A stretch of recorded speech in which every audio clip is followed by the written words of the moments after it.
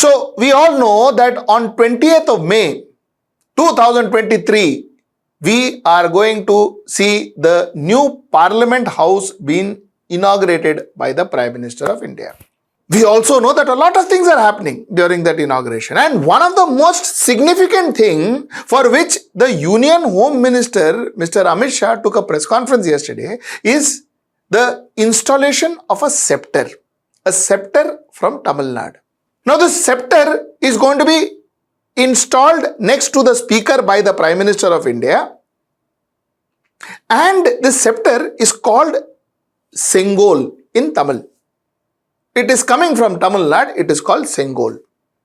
Now, let us understand a brief history of Sengol and what Sengol is. See, Sengol is a Tamil word which means semai, which means righteousness. So, Sengol means righteousness. Now, I'll tell you how this Sengol thing came about.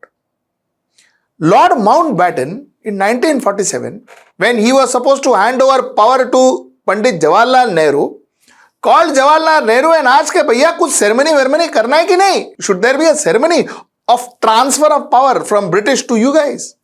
So Nehru said, "Hang on." And Nehru went and he consulted C. Rajagopalacharya. He went and consulted C. Rajagopalacharya and he said, "Baba, listen, you know what? Koi ceremony karna hai ki nahi?" Rajagopalacharya said, "Yes, karna hai. Or let us follow the Chola ceremony." He said, "It's a beautiful ceremony." And in Chola ceremony, what happens is the power transfer happens from one king to another when they exchange this sceptre, this Sengol. This Sengol is exchanged. Pandit Jawaharlal Nehru said, "Nice idea, yeah, let us do it." And thus, the exchange happened. When did this exchange happen? This exchange happened at 10:45 p.m. on 14th of August 1947 through the Adhinam of Tamil Nadu, in which signs of the shift of power from Britisher to people of the country was shown. So it was exchanged. Lord Mountbatten gave it to Pandit Jawaharlal Nehru. Now it is done with a lot of fanfare. It is not just done naturally. In fact, let's talk about sceptre once again. You see, this sceptre had to be created the way Cholas created it. This sceptre has Lord Shiva's Nandi on top of it, and Nandi actually symbolizes righteousness.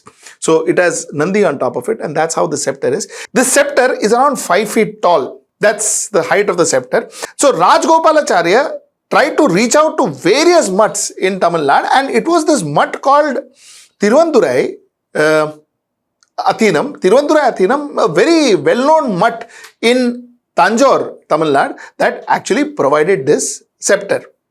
And according to official documents, the leader of the mutt commissioned the manufacturing of Sengol to Chennai-based Vimudi Bangaru Chetty Jewelers, and it was built by Vimudi Etiraju and Vimudi Sudhakar. Both of them are still alive and remember actually making it 1947.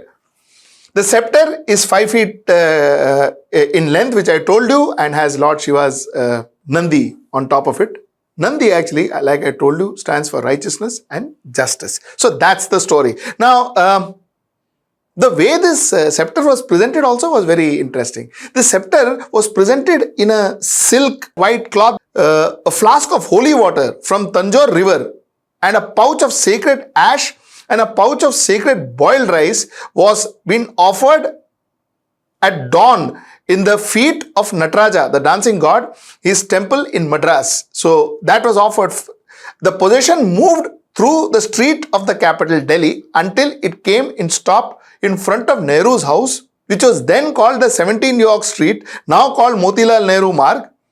They sprinkled, that's the priest sprinkled Jawaharlal Nehru with holy water and smeared his forehead with the sacred ash and the sceptre on his arm and draped him with cloth of God.